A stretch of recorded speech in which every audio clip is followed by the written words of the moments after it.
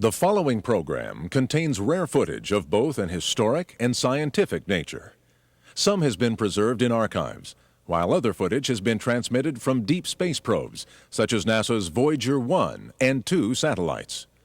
Because of the unique and spectacular nature of this footage, the producers have chosen to leave this footage unaltered in order to give the viewer an accurate and first-hand look at these remarkable scenes.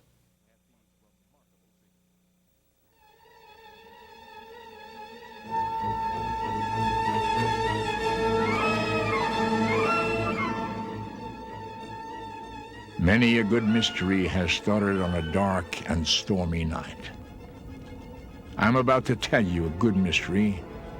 In fact, the greatest mystery story of all. But it has a different beginning. It starts in a bright and glorious instant. Ours isn't a murder mystery. It isn't about death or endings. It is instead a mystery of life and creation, about beauty, about beginnings. It's a song to mysterious worlds all around us, a symphony to the planets and the universe, including a tiny star among the millions of celestial bodies that make up our universe, a tiny star that we call home.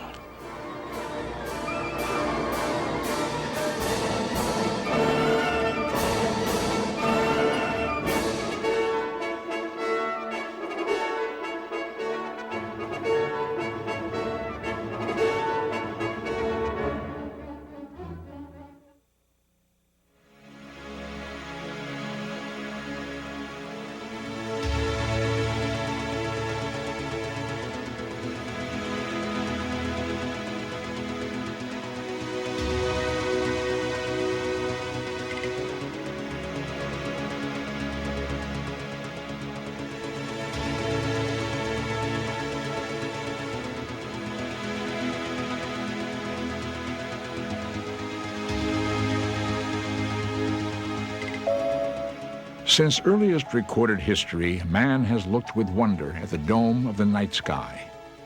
He has questioned what is out there in the cold, inky blackness of the heavens. Many less perceptive observers have even guessed that space is a dead place. Those observers were missing an incredible amount of activity and change. In fact, space is alive with motion. It is filled with whirling planets and blazing stars, violent collisions, tremendous explosions. It is governed by the highest order of heavenly body, the star.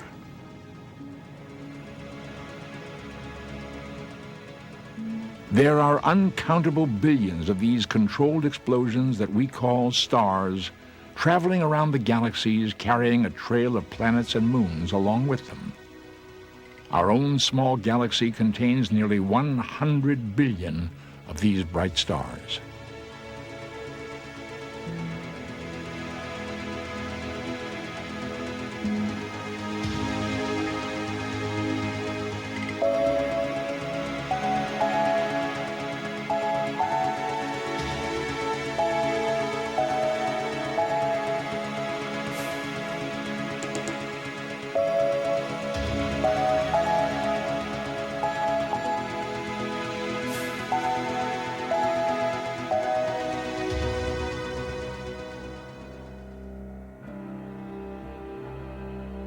Yet, nothing in the heavens even comes close to the sun's importance to Earth and the humans that inhabit Earth.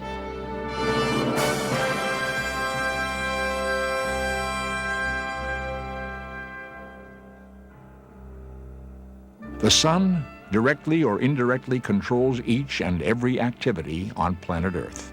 It divides Earth time into orderly little boxes called days, weeks, months, and years. It calls Earthlings to sleep, to awaken, to work, to play. It even charts our deaths, keeping track of the 70-plus years mankind generally expects. The sun brings even the most basic necessities to the earth and its inhabitants. It provides light and heat. It allows man to see and keeps him from freezing in the harsh cold of space. Actually, Earth farmers are simply harvesting sunlight when they bring in their crops. Without the sun's light and warmth, the plants that start man's food chain would wither and die. If fate had chosen to move planet Earth further from the sun, ours would be a cold, dark, foreboding planet, not the living green place we now enjoy. Without the sun, life as we know it would disappear.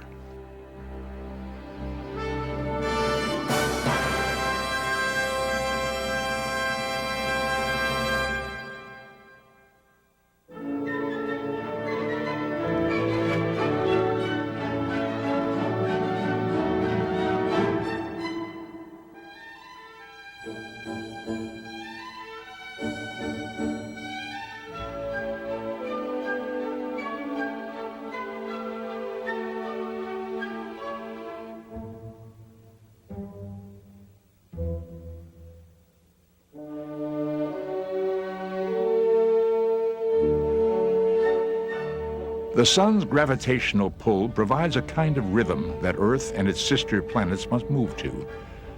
This natural pressure taps out a kind of sweet waltz, guiding the planets as they whirl around in space. It is a good thing that our solar system heeds this gravitational drumbeat. Failure to do so would be disastrous.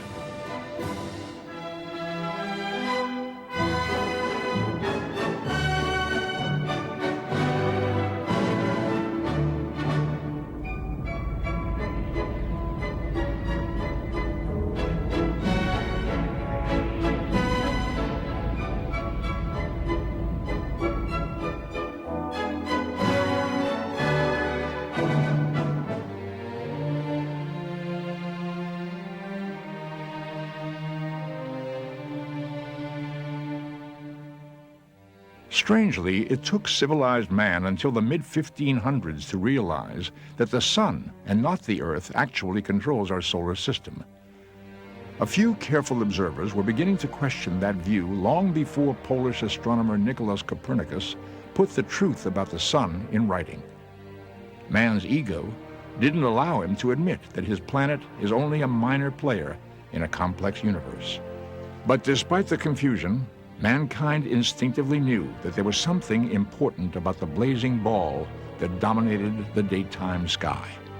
In fact, the sun has been the recipient of extensive attention, even worship, since earliest recorded history.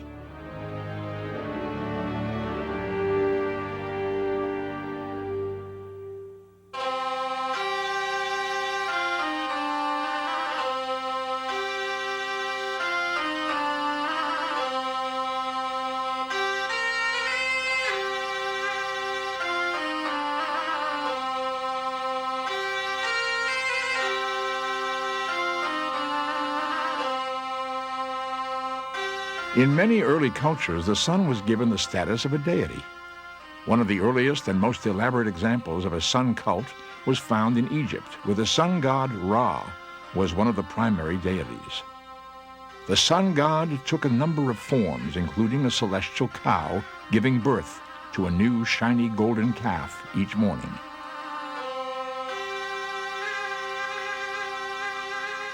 This worship occasionally took an ugly turn, with societies like the Aztecs of Mexico believing that a sacred water of spilled human blood was required to assure the survival of their sun god.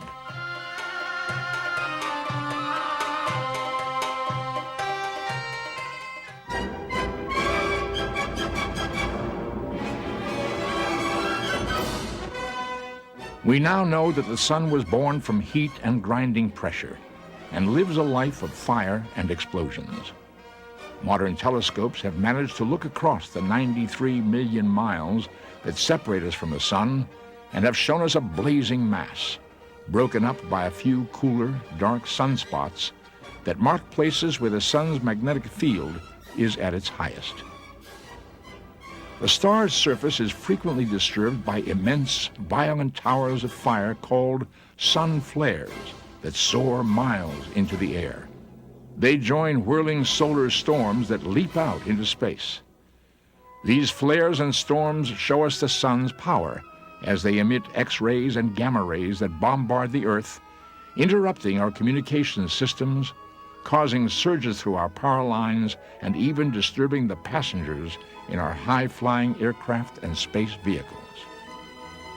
Scientists tell us our sun was born about 5 billion years ago from a mass of whirling space rubbish. This mixture of space dust and hydrogen gas began to draw together under the combined pull of its own gravity, and something beautiful was born. Mounting temperatures ignited a nuclear reaction similar to the explosion of a hydrogen bomb at the core of the growing star.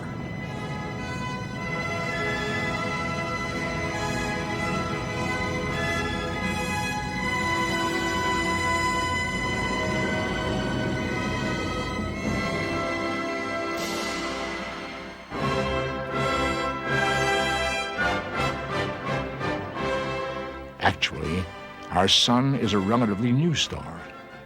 Scientists believe that it is only about a third the age of its older brothers. The sun is about 100 times larger than the Earth, with a volume more than 1 million times larger. All that gas pressing in on the sun's core results in tremendous heat. In this case, the pressure ups the surface temperature to nearly 15 million degrees centigrade, with the center of the star staying at about 40 million degrees. The pressure produces gravitational pull 300 billion times the gravity of Earth. The sun's drawing power is extremely important to our planet. It formed our solar system and now keeps Earth and its sister planets from straying too far from protection.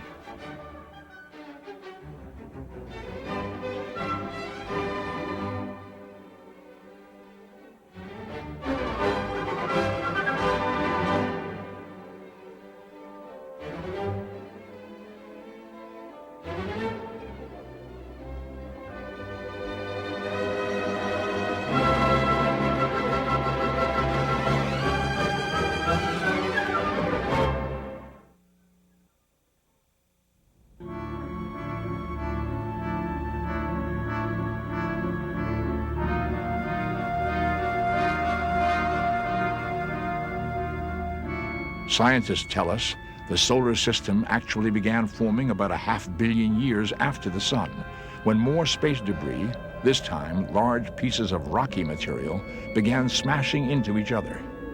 The gravitational pull of these bodies caused them to pull together even tighter. Their speed and the conflicting attraction of all the bodies around them tried to toss these emerging planets out into space. But the pull of the sun would always draw them back into line, back to safety.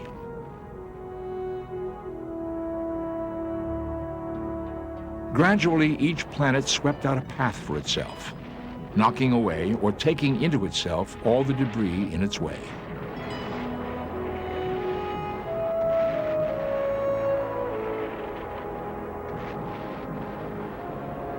Each planet must remember its moves in an intricate little orbit dance around the sun, or our whole solar system falls apart.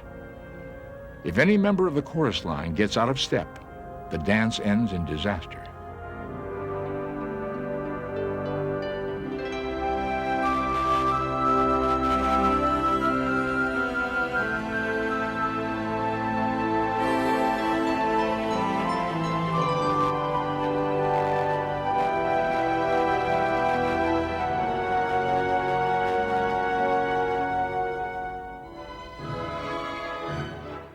One of the dancers is tiny Mercury, the sun's closest partner.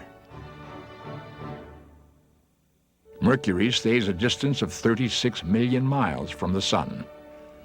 Like its namesake, the winged foot messenger of Greek and Roman gods, this innermost planet moves swiftly through its orbit. Mercury's year, or a complete revolution of the sun, takes only 88 of our Earth days. Spinning on its axis, a Mercurian day lasts nearly 59 Earth days. Early observers once thought that Mercury didn't rotate at all, but kept one side constantly facing the relentless heat of the sun. It wasn't until relatively modern times that astronomers determined that the planet did indeed spin, however slowly.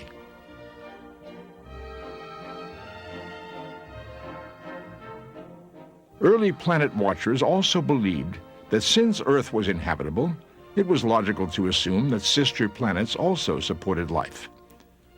French writer Bernard de Fontenelle even speculated that the inhabitants of Mercury must be so full of fire that they are absolutely mad. I fancy they have no memory at all. They make no reflections, and what they do is by sudden starts and perfectly haphazard. In short, Mercury is the bedlam of the universe. After years of observation, Mercury remains an enigma. The planet is very hard to observe, even today. Little was known about Mercury until the Mariner 10 spacecraft made 3 passes, beginning in March of 1974. From the observations of that earthly visitor, scientists have found that Mercury has some interesting parallels to Earth. Though much smaller, Mercury's diameter is only about 1/3 of our planet's. It does have a similar density. Mariner 10 revealed that Mercury has a magnetic field and north and south poles, like Earth's. But that's where the comparisons end. The Mariner flyby also revealed that Mercury has no atmosphere, and its surface is barren and pocked with ugly craters.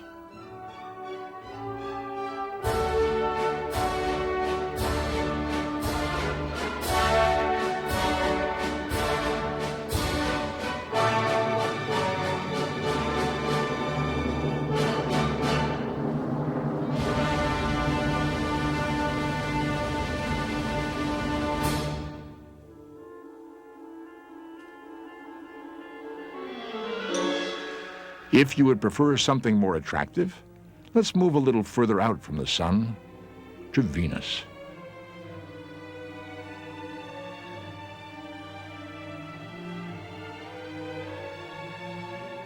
When it comes to Venus, even conservative scientific types begin to wax poetic.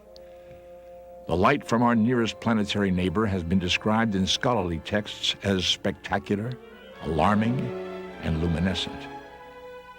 If modern astronomers have seemed romantic about Venus, then the ancients were positively euphoric. Named for the Roman goddess of beauty and love, Venus was generally worshipped as a female deity. It is the brightest light in our night sky, bright enough to cast a shadow on a clear night. It is often visible in broad daylight. Because it appears both at night and around dawn, many ancient astronomers thought it was 2 different stars. The strength of Venus light is partly due to its nearness to the Earth and the fact that the planet is partly covered with a dense layer of clouds.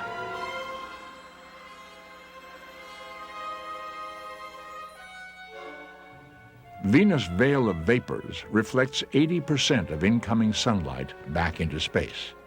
Venus is Earth's closest planet neighbor. It's nearly the same size as Earth, and its daily rotation is believed to be nearly identical to Earth's. Those similarities, along with the mysterious cloud cover, have led some observers to believe that Venus could be home to life similar to Earth's. But as it has done with many myths, modern technology shatters this idea. In October of 1975, a Russian-built spacecraft landed on Venus. The first images sent back of the surface resembled Dante's Inferno, not the habitat of a goddess. Volcanoes are everywhere, and rain falls from yellow clouds of concentrated sulfuric acid. The air, if it can be called air, is actually carbon dioxide gas, bearing down with a pressure 90 times that of Earth's.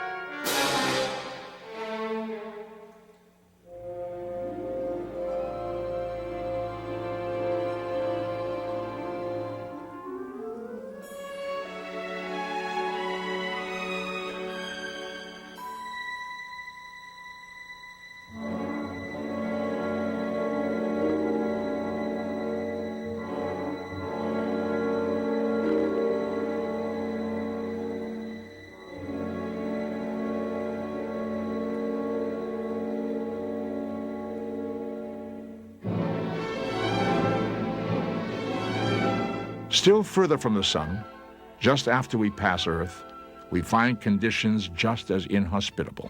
Of all the planets in our solar system, Mars has been both the target for the most serious scientific study and the wildest flights of fantasy.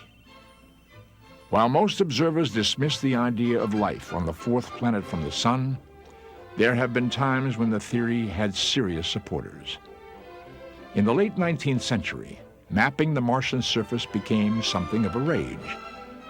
Some of these planetary cartographers were more artists than scientists. Their drawings gave rise to a popular theory that a series of channels on the face of Mars were actually irrigation canals. Astronomers speculated that Martians had dug the canals to bring water from the frozen polar ice caps to parched sections of the planet.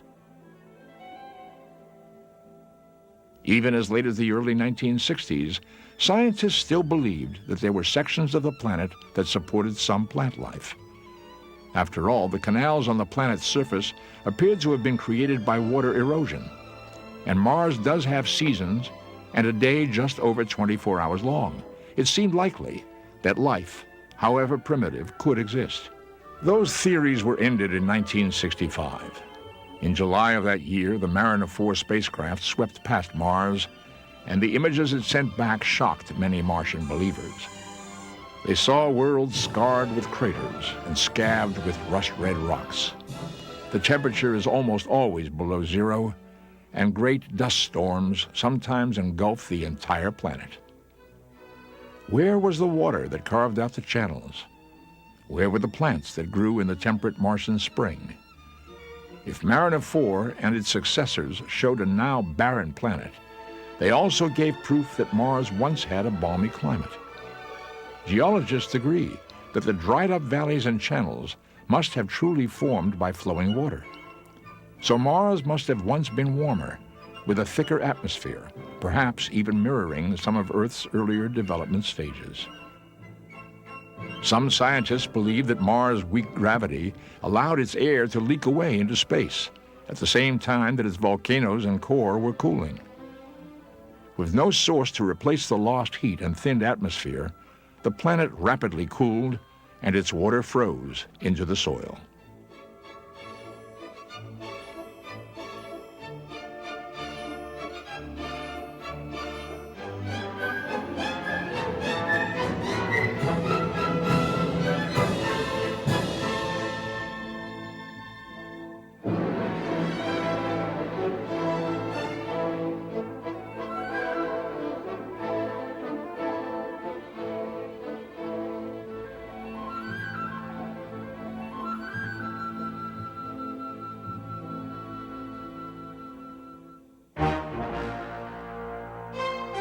Passing Mars, we view a planet that can only be described as majestic.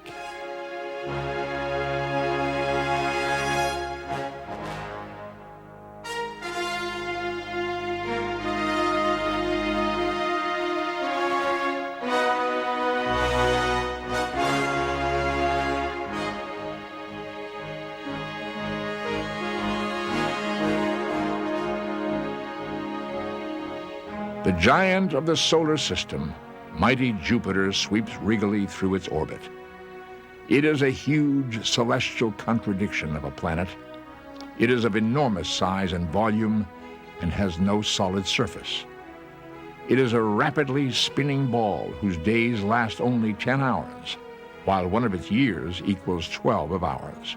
Jupiter is the first and greatest of the gas giants, planets that rule over the outer reaches of our solar system.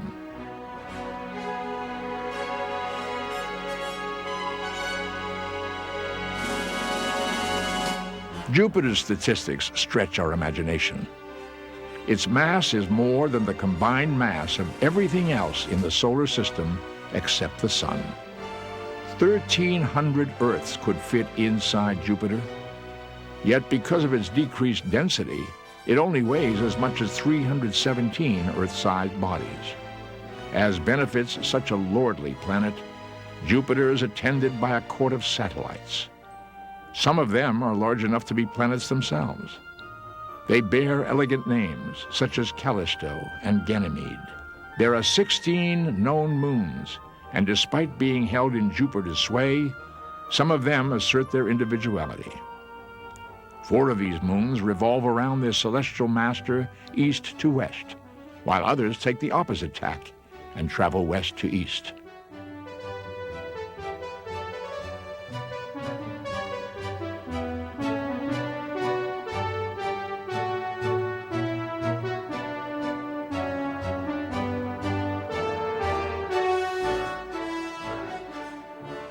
One of Jupiter's best-known features is a great red spot, a huge vortex on the planet. This perpetual storm has an area 3 times that of the Earth. It roils and boils, seething and subsiding, but never seems to end. Over the years, it has waxed and waned, turning a deep brick red during times of furious action, then calming to a more placid salmon pink.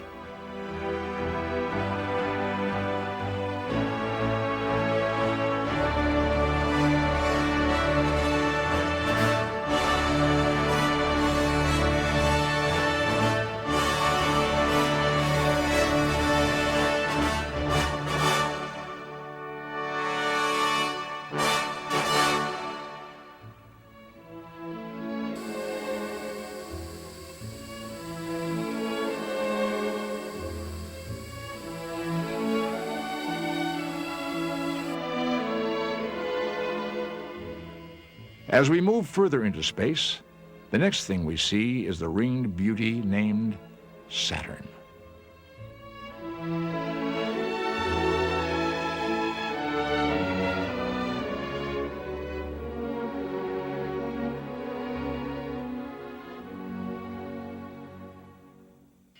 Saturn is one of the most exquisite sights our solar system offers. The soft yellow banded orb wears a necklace of rings, a decoration that makes it perhaps the most recognized planet in this galaxy. Even if it didn't display its celestial jewelry, Saturn would be prominent for its size. It is the 2nd largest planet in our solar system.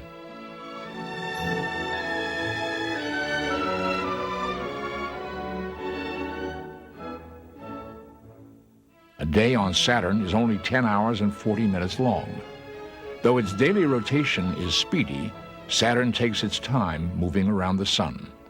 A year on the ringed planet is equivalent to 29.5 years here on Earth. It may be that its progress is slowed by the retinue of satellites it carries along with it.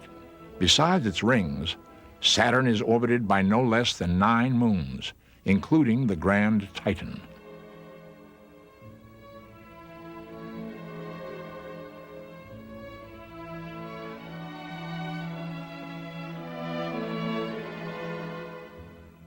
But Saturn's defining feature, its rings, continue to draw the most popular attention. Saturn's rings were first glimpsed by Galileo in 1610. Speculation about the composition of the rings began almost the minute they were recognized. The earliest accepted theory about the rings was that they were solid bands, but the mathematicians soon proved that this was wrong. Fluids and gases were also suggested. It wasn't until 1855 that a young mathematician proposed what would ultimately be proven the correct solution. Saturn's rings are composed of swarms of tiny satellites, which when seen from Earth's great distance blend into a continuous sheet.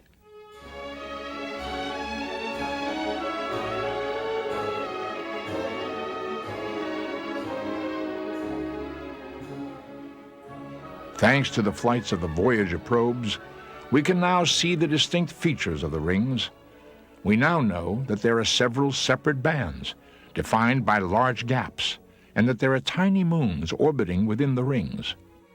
Even in the vastness of space, their existence is still a marvel.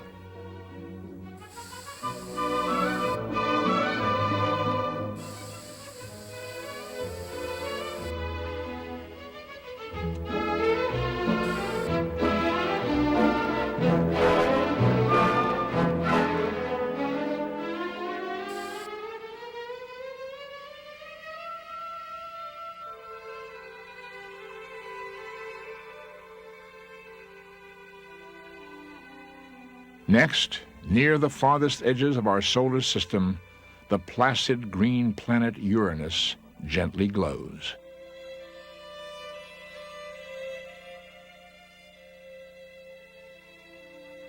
Like a pale opal set in the very depth of space, Uranus' serene face gives little indication that eons ago it must have suffered a trauma of incredible force.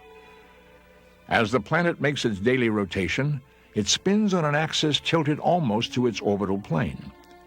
If our Earth were to turn in the same fashion, its north and south poles would lie nearly where the equator does. Astronomers believe that an impact with a huge asteroid or comet must have knocked the planet onto its side. As the planet tipped, it took its team of moons with it. Uranus' 15 known moons have an orbit that is nearly perpendicular to their planet's orbit around the Sun. Uranus satellites also boast a first in celestial labeling. They were named for characters in English literature, not the usual Greek and Roman deities. Shakespeare is the author of choice, with all but 2 of the moons named for characters from his plays. So charts include Shakespearean characters like Titania, Oberon, Miranda, and even Juliet. The 2 holdout moons got their names, Umbriel and Ariel, from Alexander Pope's The Rape of the Lock. The discovery of distant Uranus marked the first time in recorded history that a previously known planet was located. The first 6 planets, Mercury through Saturn, were well known to our ancestors, but a German-born Englishman named William Herschel was the first to realize that this distant point of light was a planet and not a star. A Renaissance man, Herschel was also a musician, mathematician, and builder of telescopes. It was through a scope of his construction, on March 13, 1761, that Herschel first spotted the faint disk that came to be known as Uranus.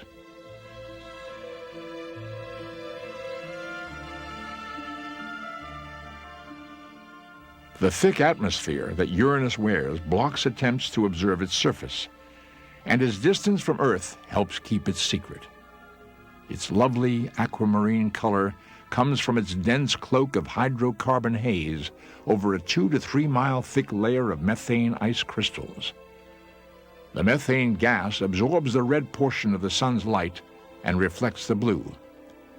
Until the next exploration of deep space, which may not be in our lifetime, little more may be known about peaceful, giant Uranus.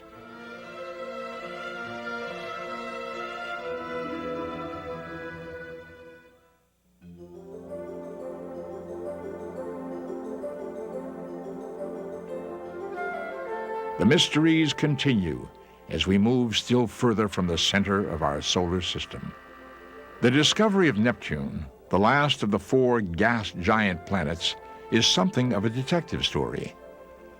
Following the discovery of Uranus in 1781, the astronomers of the day predicted the orbit the planet should follow. It promptly proved those scientists wrong. The track that Uranus followed seemed to indicate that there was another celestial body exerting gravitational pull on it. Several prominent scientists and some amateurs set about the calculations, and one by one came to the same conclusion. There must be a planet beyond Uranus with a pull strong enough to influence its orbit. After debates and many false starts, Neptune was finally spotted on September 23, 1846. In size and color, Neptune is nearly the twin of its neighbor, Uranus. It has a ring system, a tenuous band circling near the planet that is just a shadow of Saturn's glorious rings. Yet the planet has features that give it distinction. It has a beautiful blue-green color, deeper than Uranus. It even has 2 perpetual storm areas, like Jupiter's great red spot. Its atmosphere is more active than on Uranus. That could be because it gives off more energy than it receives from the sun. Neptune completes a rotation about once every 16 hours. Its revolution around the sun is speedy as well. Astronomers calculate that Neptune is traveling about 3.5 miles per second. Of course, at such a huge distance from the center of the solar system, It still takes the blue-green giant nearly 165 of our years to travel completely around the sun. As befitting a sea-green-colored planet, its largest moon is named Triton, for the god of the oceans.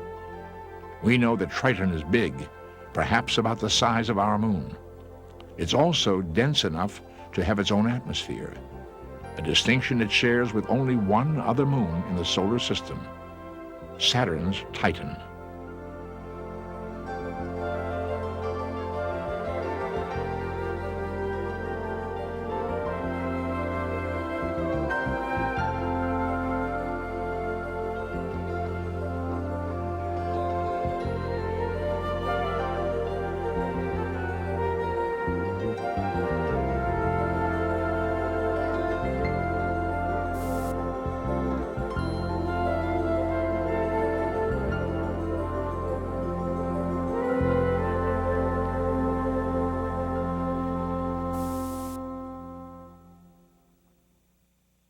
We have finally reached the edge of space.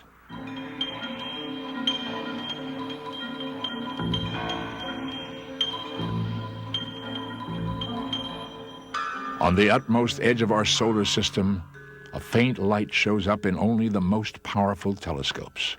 Pluto, the most distant of the 9 planets, makes its dark way around the sun, far from either the sun's heat or light.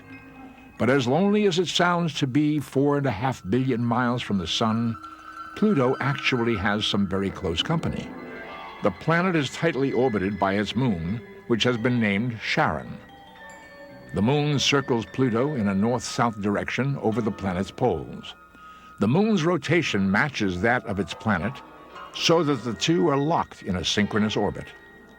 This arrangement means that the two heavenly bodies only see one side of each other. Since Charon's diameter is almost half of Pluto's, its pairing with the planet is almost considered a double planet. Pluto receives sunlight 1,600 times weaker than that falling on Earth. While the exact nature of Pluto's surface hasn't been determined, there's little doubt it's a cold and desolate place. It is so cold that Earth-based telescopes have been unable to record what little heat radiates from it. On historic flights through the solar system, the Voyager spacecraft were unable to swing by Pluto. They simply couldn't get close enough to Neptune to get the gravitational boost needed to fly on to the last known planet.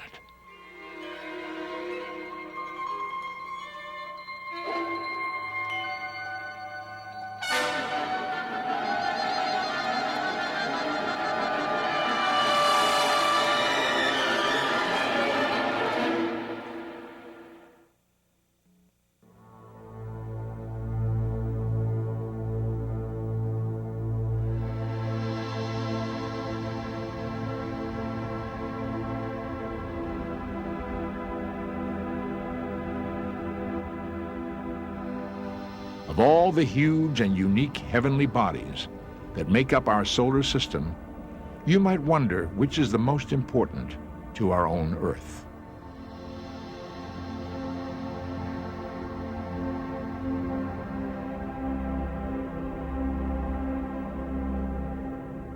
Actually, the celestial neighbor that has the most impact on Earth is its own moon.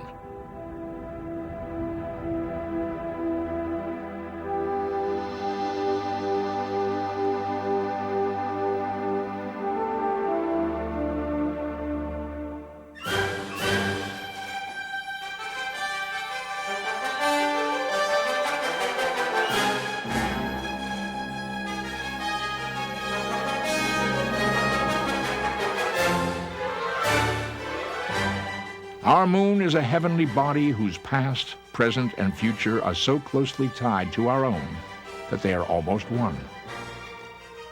The moon's past has been a point of controversy among scientists for years. For a time, early researchers thought the moon spun off from the Earth in the early stages of the Earth's development. That theory was soon abandoned because it appeared the Earth was never spinning at a high enough rate of speed to throw off a piece as large as our moon. This was borne out when scientists were finally able to analyze rocks and dust from the moon. They found that the moon's surface isn't similar to the Earth's at all. Scientists later agreed that the moon was actually a separate heavenly body that happened to move near the Earth, getting caught up in its gravitational pull. But that theory was also abandoned because it seemed so unlikely that the moon would have been traveling at the exact speed needed to tie it to the Earth. Scientists now believe that the moon was once part of a planet roughly the size of Mars. Sometime about 4.5 billion years ago, this planet hit the Earth a grazing blow, and a large chunk of the planet was broken off in the collision. Throughout man's history, the moon has been looked upon with awe and admiration. In many early cultures, it was even thought to be of similar size and power as the sun. It is easy to see why early man thought of the sun and the moon as equals. For one thing, when he looked into the heavens, he saw a sun and a moon that looked to be about the same size. This optical illusion results from the strange relationship between the actual size of these two bodies and their distances from Earth. The sun is actually about 400 times larger than the moon, and it just happens to be about 400 times farther from the Earth. So to the human eye, the two look about the same size.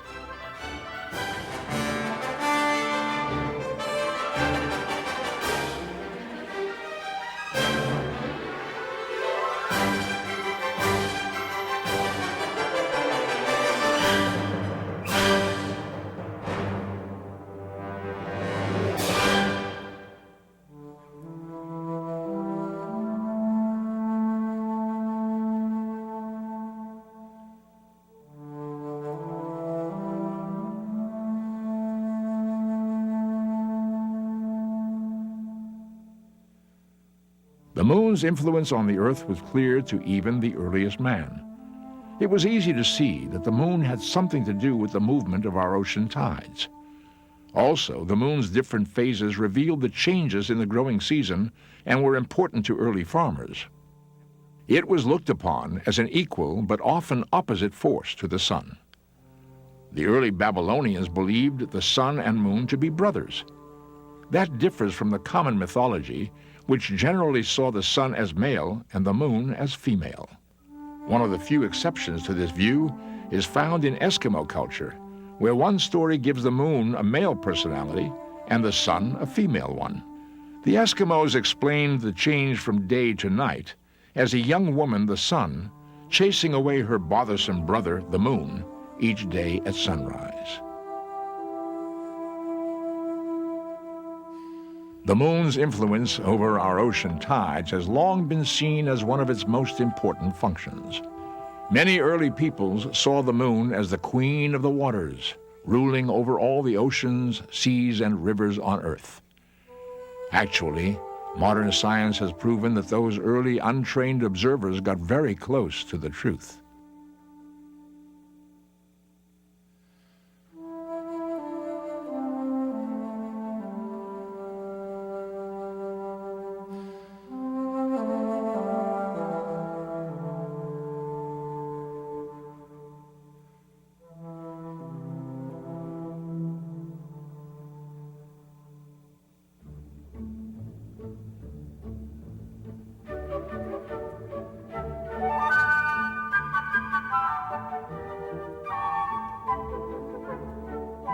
We now know that the reason our moon has an unusually strong influence on Earth is that by moon standards, ours is an unusually large moon. 3 of Jupiter's moons and 1 of Neptune's are actually larger. However, most other moons in this solar system are about 1,000th the size of their parent planets. Our moon is about 1/4 of the size of Earth. Because of its relatively large mass and the fact that it's close to Earth, our moon's gravitational pull is very strongly felt here. Each day, the moon reaches across the roughly 239,000 miles that separate us and pulls our oceans from one part of the globe to the other. It brings in high tides on one shoreline and pulls out a low tide on another. It leaves sea life stranded in warm, abandoned tide pools and then pushes other life far out into the ocean. Our moon is so large, It even affects the way our planet orbits the solar system. We frequently think of Earth as the dominant body moving around the sun, with the moon clearly orbiting the Earth. This isn't a true picture. The moon is so large, its gravitational pull isn't dominated by Earth. A better way to view this relationship is like a pair of skaters facing each other, holding hands and spinning on the ice. While one skater might be larger than the other, the two are similar enough in size that they are spinning around a joint center of gravity. Together, they form a system that whirls and spins beautifully, but one doesn't technically orbit the other.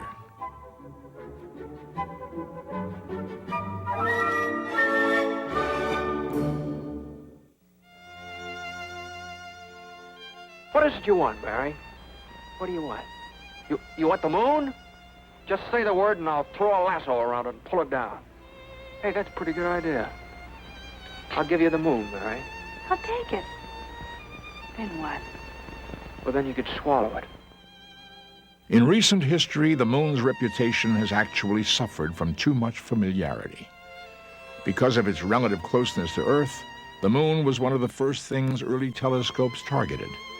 Even with the naked eye, early astronomers were able to make out some of the moon's more obvious surface markings.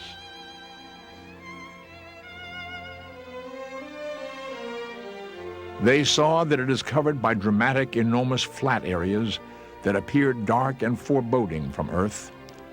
Scientists have labeled these dry areas mare, but to early astronomers they appeared to be seas. They gave these false seas names like the Sea of Tranquility and Oceanus Procellarum.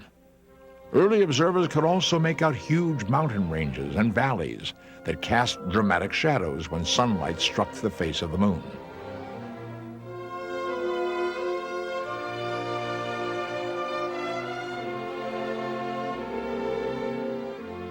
The face of the moon that we now see from Earth is the same face that we've been seeing since the beginning of recorded history. It is believed that the moon isn't a perfect ball and has a heavy side that attracts more gravitational pressure from the Earth. Gravity keeps that bulging side of the moon facing us. In fact, until space travelers orbited the moon in the 1960s, man had never really seen the backside of Earth's close satellite.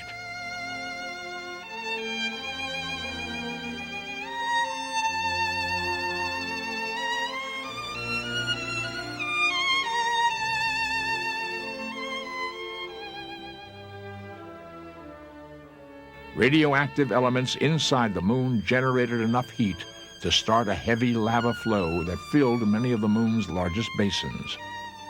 This formed the huge, dark, false seas.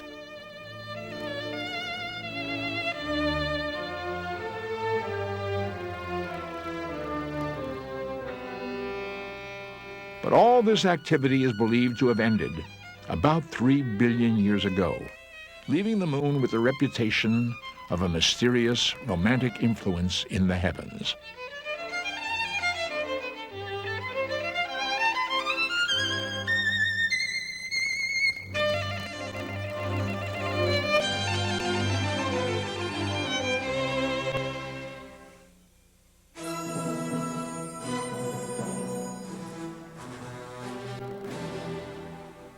Many times, we miss the most interesting planet of them all, the one with the most mysteries, the one with the most contradictions, the planet that is performing the most treacherous balancing act as it weaves its way through space, avoiding countless dangers.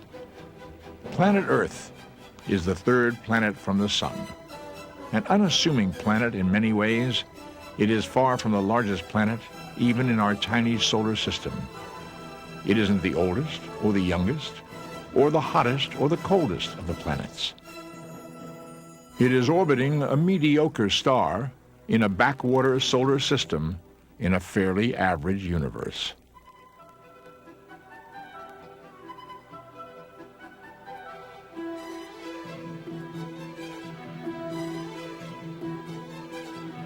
But despite all this planet is far from typical. For some reason that has kept religious men, scientists, and philosophers busy for centuries, This tiny blue ball in the vast universe developed life. In a very inhospitable universe, this planet turned into a most hospitable place.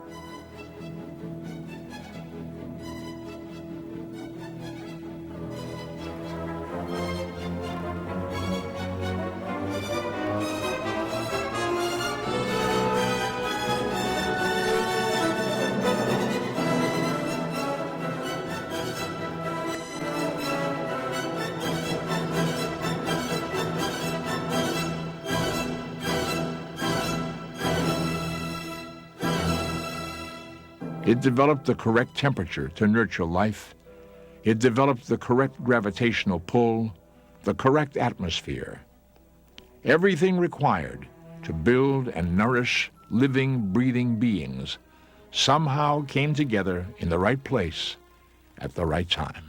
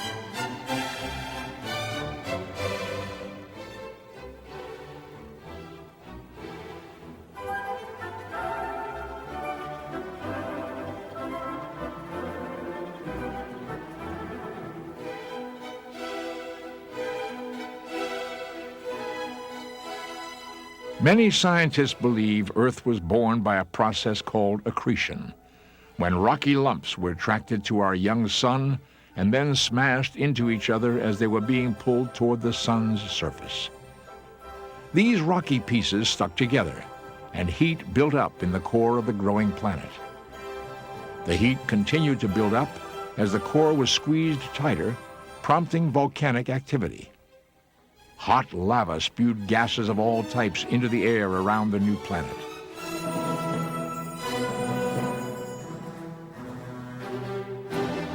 The puzzle pieces began falling into place. Our airless moon has a surface temperature of -18 degrees centigrade. Temperatures on Venus soar as high as 500 degrees centigrade. Life as we know it would find it impossible to continue in conditions like those. But on planet Earth, the temperatures average around 15 degrees centigrade on a global basis. What a coincidence. This is the perfect temperature to nourish and continue life. The coincidences continue. The inhabitants of Earth would be thrown into space by the light gravitational pull of some planets, or they would be crushed by the powerful gravity on other planets or stars. The gravity on Earth is just right. It is the same with the air that we breathe and the food that we eat. Conditions are perfect. Looking at Earth today, it appears to be a relatively stable planet. Its continents and oceans stay about the same throughout generations. The Earth remains surrounded by an oxygen-rich atmosphere, and its familiar life forms keep living and dying, nourishing new generations. Scientists recently tested the air bubbles contained in ice bored from deep below the surface in Greenland and Antarctica. They found that with the exception of pollutants introduced during the last century, the air breathed by our ancestors thousands of years ago was identical to the air we breathe today. But looks can be deceiving. This planet is actually in a state of constant flux. Plate shifts beneath the surface of the planet shift continents, push mountains further into the sky, and move the ocean floors, making gradual changes in our climate. The face of the planet has actually gone through a number of dramatic changes. 20,000 years ago, some of the most temperate areas of Europe and North America were covered by ice sheets nearly a mile thick. Today, the ice has melted, and those areas are fertile crescents of civilization.